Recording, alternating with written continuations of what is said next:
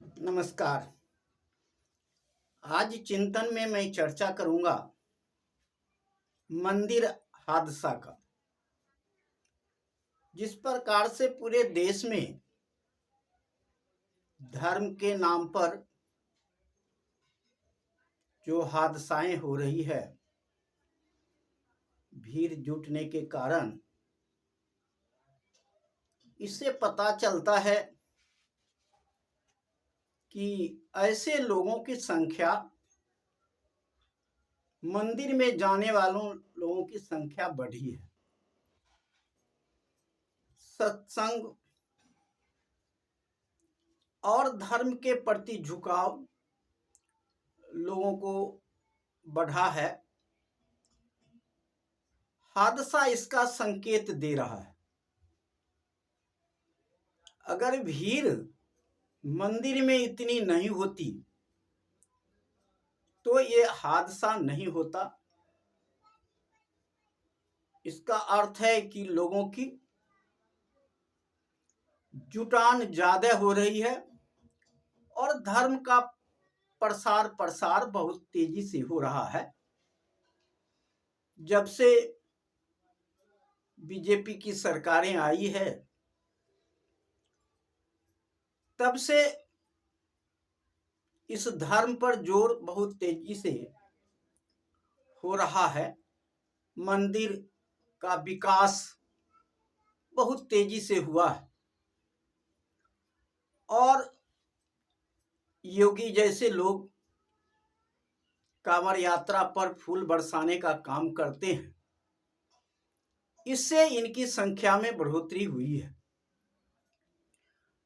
हादसा से कोई सबक नहीं लेते हैं, चाहे जनता सबक नहीं लेती है, न सरकार ही इसका कोई सुध ले रही है।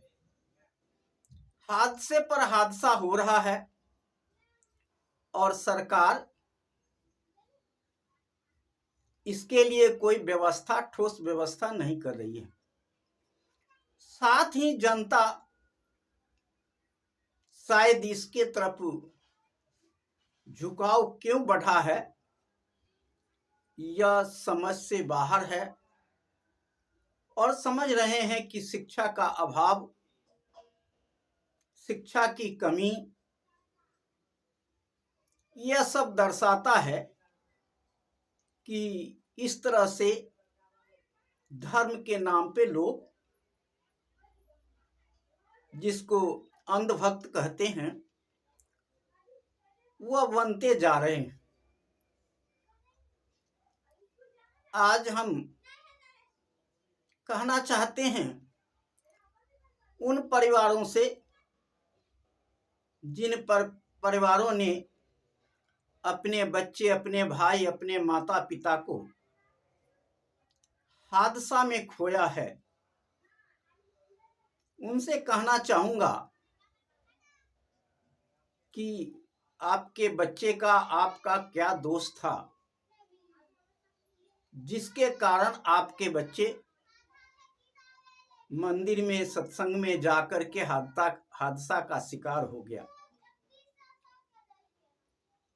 क्या दोष था बच्चे का? क्या उस माता पिता, उस भाई बहनों का दोष था जिसका सदस्य इस हादसा में मारा गया?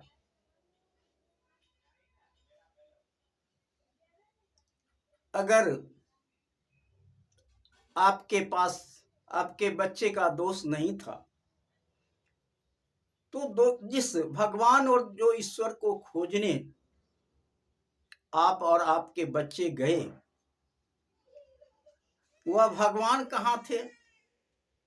उन्होंने क्यों नहीं बचाया? उन्होंने हादसा का क्यों नहीं रोका? तो मैं आपसे विचार करने के लिए कहूंगा कि कम से कम हादसा में परिवार को गंवाने वाला परिवार इस अंधविश्वास से तो बाहर आ ही सकता है, क्योंकि यह अंधविश्वास है, पाखंड है और ब्राह्मणों द्वारा रची हुई यह जाल है, जिसके कारण इतनी भीड़ हो रही है। लोगों को उकसाया जाता है, धर्म के प्रति जागरूक किया जा रहा है, जिसके कारण भीड़ इतनी ज्यादा हो रही है। और हमारे समाज, बहुजन समाज के सीधे साधे लोग जो कम पढ़े लिखे हैं और अभी तक शिक्षा से दूर रहे हैं, उनको फंसाना आसान हो जाता है और ऐसे लोग बढ़ चढ़ करके इस तरह के धर्म में हिस्सा लेते हैं और हिस्सा ले रहे हैं। हम मानते हैं कि यह एक अंधविश्वास है आपका,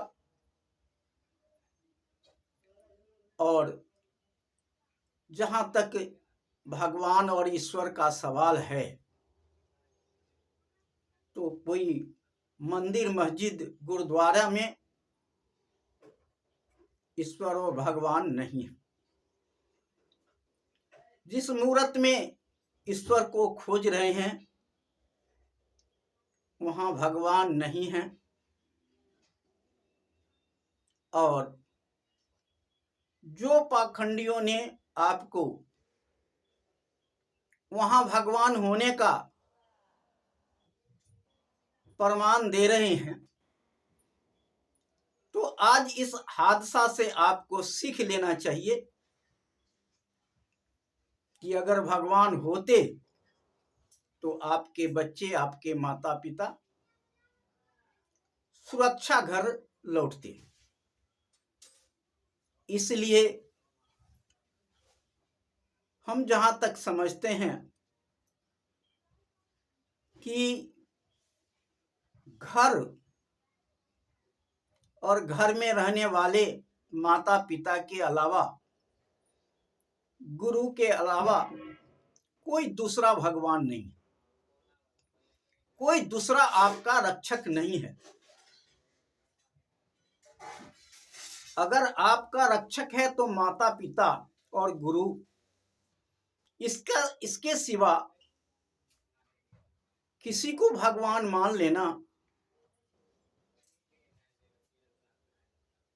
हाँ, भगवान उसे मान लेंगे जिनके द्वारा आपको कुछ फायदा हो, जिनसे आपको कुछ मिले, कि सहयोग मिले, उन्हें भगवान मान लेने में कोई बुराई नहीं है। लेकिन इसमें बिचौलिया का क्या काम है? भगवान मानने में बिचौलिया की तो जगह नहीं है, लेकिन आप बिचौलिया को लेकर के और अपने समय, अपने धन को बर्बाद करते हैं। भगवान, आप भी जानते हो, हम जानते हैं कि भगवान सर्वत्र हैं, सभी जगह हैं, कण कण में हैं, हर जगह भगवान है। तो क्या आपके घर में भगवान नहीं है? आपके घर में भगवान हैं। माता पिता जो आपके घर में हैं, वही तो भगवान हैं।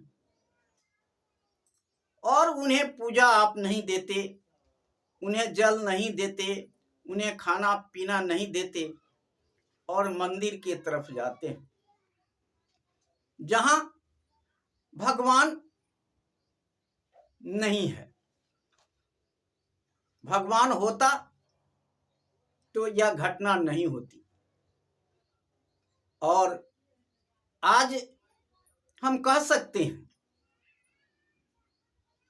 कि आप देखते होंगे, आदिवासी समाज के लोगों ने जंतर मंतर पर प्रदर्शन देकर के कहा कि हम भगवान किसे मानते हैं? जल, जंगल और जमीन को भगवान मानते हैं। इसके सिवा किसी को भगवान नहीं मानते,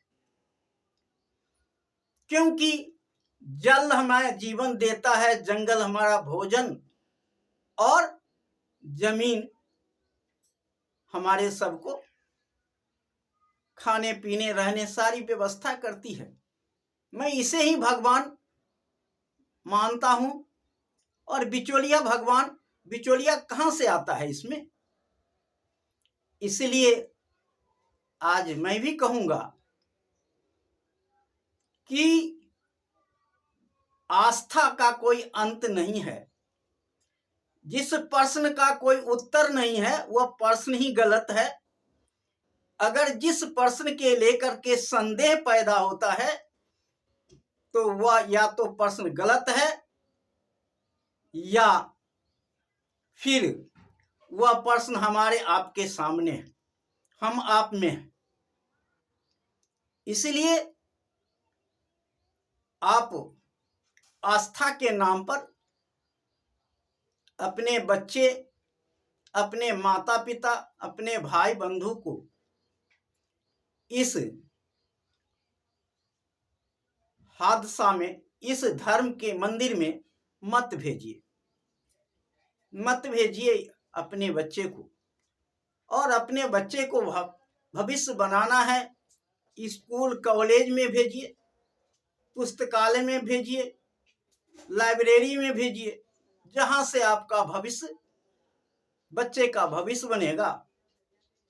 आप बच्चे के लिए घर बनाइए, मकान बनाइए, किताब कॉपी का व्यवस्था कीजिए और हजारों हजार रुपए को इधर उधर बर्बाद कर देना धर्म के नाम पर,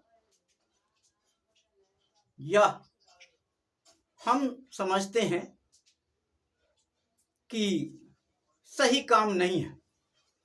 इसलिए आपको अंधविश्वास से बाहर आना है। बहुत सारे लोग अंधविश्वास से बाहर निकल चुके हैं और आप भी चाहेंगे तो इस अंधविश्वास से बाहर निकल सकते हैं। एक बार नहीं तो धीरे धीरे नहीं निकलिए, एक दूसरे के साथ देख करके निकलिए। कम से कम आप अपने मन को पक्का कीजिए कि हम तो निकल ही सकते हैं, दुनिया नहीं निकले या न निकले, हम तो निकल ही सकते हैं। क्योंकि आपको समझदारी आ जाए, समझ लीजिए, सोच विचार कर लीजिए, तो इस पाखंडवाद से बाहर जरूर निकल जाइए, हम आपसे आग्रह करेंगे। क्योंकि आज हमारा समाज 150 दिन यह पूजा पाठ और धर्म के नाम पर अपना समय को बर्बाद साल में करता है। इसके साथ साथ धन को भी बर्बाद करता है। जो परिवार के विकास, बच्चे की पढ़ाई में समय लगना चाहिए था, वह समाज वह इस पूजा पाठ और धर्म में लग रहा है, जिसके कारण हमारा समाज पीछे की तरफ जा रहा है। और आज जरूरत है कि आपको स्कूल कॉलेज की तरफ बढ़ने का, और जो शासन प्रशासन में हमारे समाज पीछे रह गया है उस तरफ बढ़ने का। आज जो हमें इस रास्ते पर ले जाने का कोशिश कर रहा है, पाखंड के रास्ते पे ले जाने का कोशिश कर रहा है, आप देखिए कि उनके लड़के बच्चे क्या वह वैसा कर रहे हैं जैसा मैं कर रहा हूं। उनके बच्चे विदेश में पढ़ रहे हैं, उनके बच्चे अंग्रेजी पढ़ रहे हैं, और हमारे बच्चे को हिंदी भी पढ़ने का नहीं मिलता है, और हमारे पास साधन नहीं है। और साधन है तो आपको साधन को इसी प्रकार दुरुपयोग किया जा रहा है, जिसके कारण आप अपने बच्चे को नहीं पढ़ा लिखा सकेंगे और अपने बच्चे को मजदूर ही बना के रखेंगे। इसलिए आगे आप चिंतन करें, और अंधविश्वास से निकलने का कोशिश करें और अपने घर को ही मंदिर मान करके, माता पिता को भगवान मान करके और परिवार के सभी सदस्य को ही देवी देवता मान लीजिए, तो भी आपको काम चल जाएगा। लेकिन परिवार से बाहर कहीं कुछ नहीं है और बिचौलिया का तो सहारा बिल्कुल नहीं लीजिए। ईश्वर को मानना है तो खुद मान लीजिए, क्योंकि चलते फिरते मान लीजिए, घर में बैठे हुए मान लीजिए और माता पिता को खाना खिला करके ही आप भगवान को दर्शन कर लीजिए, यही आपके लिए अच्छा होगा। आज इतना ही। जय हिंद, जय भारत, नमो बुद्धाय।